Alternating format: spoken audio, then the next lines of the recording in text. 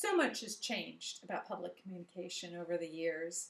I'm of an age to remember when public speeches had some great length and depth to them. I was reminded of this the other day when Doris Kearns Goodwin, in that video clip we saw, talked about public speeches being 4 hours long. Now, I don't go back that far. I don't remember 4 hour public speeches, but I do remember when they had some real depth to them. And so for that reason, I'm going to argue that television sound bites have had a negative effect on public speaking. And this is true because of the impact it's had on the speaker and on the listener. Let's start with the speakers. So the speakers these days are very aware of what television soundbite is going to come out afterwards. They therefore craft their speeches around making pungent, poignant sound bites that will be captured and portrayed in the media, because TV just has that, once it's on TV, it gets replicated over and over again.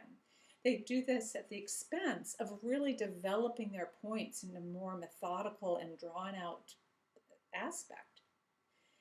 And they're very worried about the gotcha.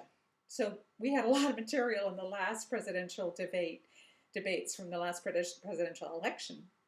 And I specifically think of the example with Rick Perry, who made the unfortunate choice of making 3 points, but he could only think of 2 of them. And that gotcha was just deadly for him. It said he may have lost the election over it, lost the primary over it. So speakers want to avoid that, and that keeps them from sharing all that they might say on an extemporaneous feel.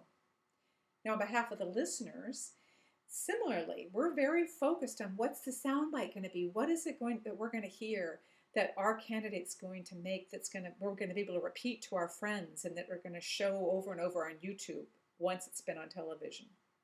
And that really detracts from the listener hearing more subtle and elaborate points that speakers used to make over the years gone by, where speeches didn't have this punchy feel, but really could draw out some thoughts and logic that we hadn't thought of before.